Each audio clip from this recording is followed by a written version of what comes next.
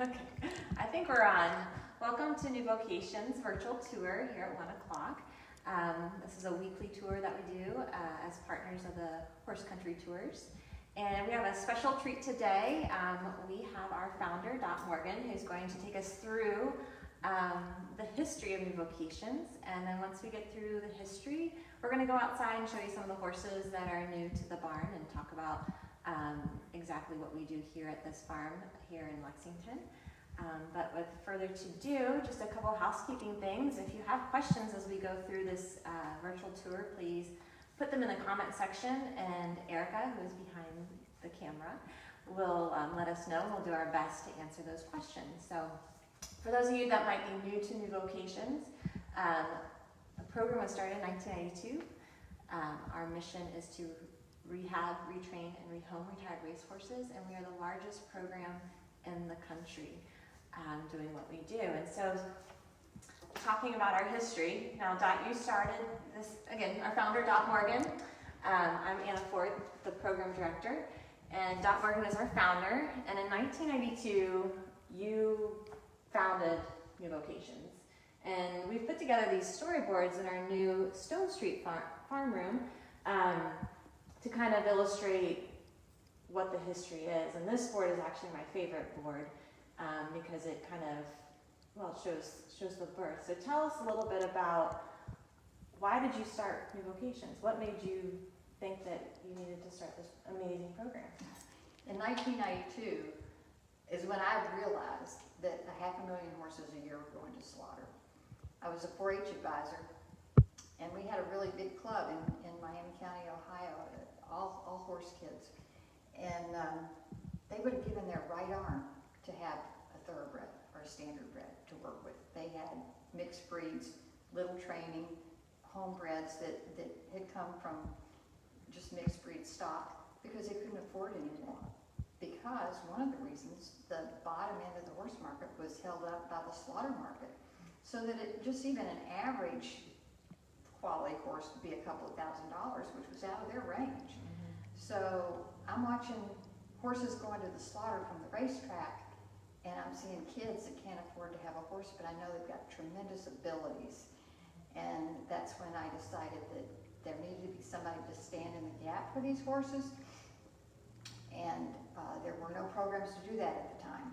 There was a retirement foundation just to retire them, but not to put them in the homes. And these horses needed to have homes. They needed to have a purpose and a life beyond racing. Okay. So that's when it started.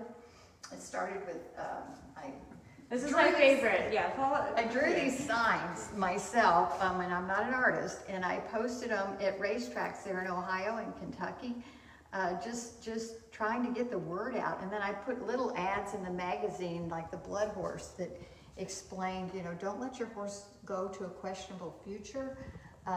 Give me a chance to find it a good home. Mm-hmm. And right away horses came in, and the first horses that came from these ads was from Eclipse Award-winning thoroughbred owner John Franks out of Louisiana. And it just went along quite well from there. I was getting about 40 horses a year, which is what I could transition myself and get into homes. And I was real happy doing that. It was very fulfilling. My girls were showing horses and doing well. But then only about 5 or 6 years into it, a thoroughbred owner that had sent me quite a few horses, Paul Robsham, said, I want you to turn this into a charity. And Paul, I don't know if I want to deal with the red tape. He said, yeah, but if you'll turn it into a charity, it'll become a national charity, and it'll benefit so many more horses. And I was like, ooh. Well, it was a little scary. Yeah, it was really scary. But he had a very strong personality. He wasn't going to leave it alone. And so I did, with the help from his attorneys. We went ahead and created our 501c3. And then when the horse owners could start deducting the value of the horses they donated, then we started getting lots and lots of horses. And so it moved from 40 a year that I was doing as my personal mission to the late 1999 or so. It was up to 100, and then 150, and then 175, and then it just kept going until now it's around 400 a year. Wow, that's quite amazing. So moving into this storyboard, this is probably where you started doing more of the 100 stage. Yeah, We that started was having, in the mid-90s, and we've got 2 standardbreds here, that were, we did standardbreds and thoroughbreds, and a thoroughbred at the top and the bottom. And she won't tell you this, but this Anna helped me at this point, 2001. She saw I was starting to drown in horses, and she was just out of college, and she said, you know, Mom, I'll help you for a year. But she said, it's your mission, and I'll help you for a year. So that was wonderful. She started working with the thoroughbreds, and I kept working with the standardbreds and just running the overall program. so then here, when you move over to this board is when I decided to work it longer than here. And opened the second facility in Ohio, and we said, hey, I'll let Dot, you can focus on the standardbreds, I'll focus on the thoroughbreds. We can do a lot more if we kind of expand our reach and break into 2 facilities, which we did, and that really, you know, took off and doubled the numbers at that stage. We also, this is a really cool thing here, our first all thoroughbred charity horse show. This is the third one, but we couldn't find our original from the first charity one, but it was in 2001 was our first all thoroughbred charity horse show. So for 19 years, you know, we had an all thoroughbred charity horse show to raise funds for New Vocations, which is amazing. And I believe that was probably the first one, yeah, as well. And it took place in the infield of Turfway Park. They used to have show arenas in there, which was pretty cool. So, and when you started this, they're definitely talking about retraining and adoption of thoroughbreds and standardbreds just was not part of the industry lingo. And but in 2010, as this board, that's when the industry really started talking about aftercare and started realizing that they needed to really focus on taking care of the horses when they retire, because they did not want them to go to slaughter. And that was where also the TAA started shortly after that. And New Vocations was one of the first year that TAA accredited an organization. There was 3 organizations and we were one of them.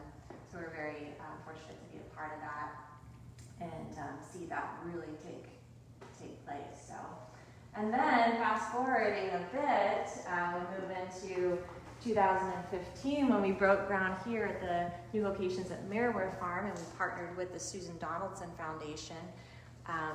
The property that we're going to go out to and see, this is what it looked like before we had the barns and the arenas. It was a tobacco land, and this was our groundbreaking. You see Pat Days there and Ellett Walden. So, you know, this actually launched us and was a very pivotal moment as well, just like when we decided to open 2 facilities.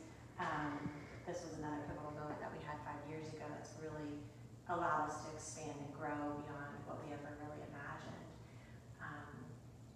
And then on this one, I think it just kind of shows on, again, with what we're doing here at Merriwear. I do love this drawing that we had done last year for the horse show. Kind of show, it's Remy Bellick had put that together for us, so that was really, really cool. So, do we have any questions, Erica? No questions. Before we leave, I wanted you to kind of spin around. We are starting to do tours here, private tours here at the New Vocations at Merriwear Farm. You can go to visithorsecountry.com or to our website, newvocations.org. And this is the room where we start all of our tours. We start and finish in here. And you can see there's a lot of swag that can be, that is available with a donation. And so anyone that's interested in potentially scheduling your own private tour, please visit us at visithorsecountry.com or our newvocations.org website. We'd love to have you sign up for one of our tours. So thank you, Dot. Thank you. Appreciate your time. And we're going to move on outside. I'm going to have you shut your mic off.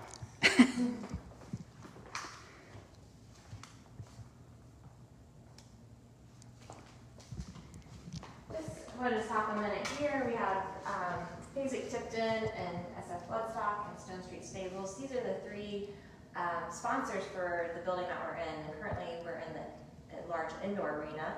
And we're in the viewing, what we call the viewing room or the Stone Street room. But we really appreciate the support of these three entities because we couldn't have this building without them. So let's come on outside.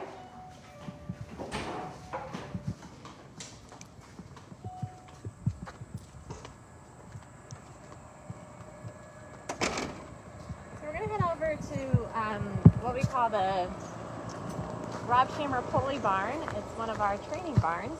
It houses 15 horses that are either currently up for adoption or getting ready to be put up for adoption. And then I think we have a couple that are already adopted and are waiting to be picked up. You can see we've got some of the horses out right now. It's a beautiful day. We have 155 acres here. And we have about anywhere from 50 to 60 horses at any given time between this side of the farm, which is our training side, and then across the street we have another 20-stall barn that houses our horses that are not quite ready for adoption but are being rehabilitated due to an injury. I just wanted to, we've got Rambo. If anybody's been watching any of our stuff online, you've probably seen Rambo. He is our farm dog. It's National Dog Day. And it is National Dog Day, so he definitely wanted to say hello. And he does have a bandana on that says Chewbacca. Chewbacca. Okay, just wanted to stop by and see a couple of these guys to show you a little bit more about what we do here. This is El Dolce, and he's a horse that just recently raced about a couple weeks ago in Charlestown, and some of his previous connections saw that he was running at the lower ranks, and they decided to purchase him to retire and then send him here. And he is he up on our website yet? No. And he'll be one to watch for. He's a really, really sweet horse.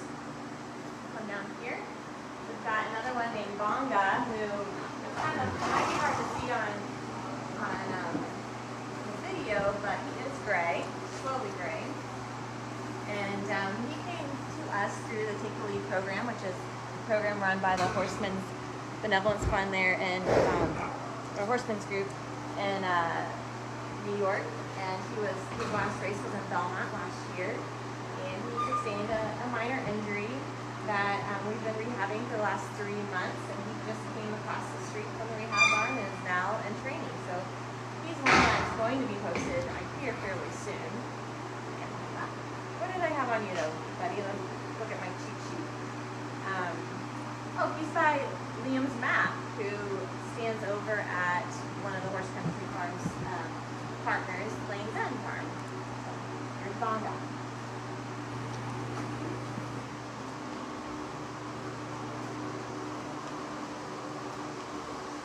The horses that are in right now have been out all night, and then the horses that we saw outside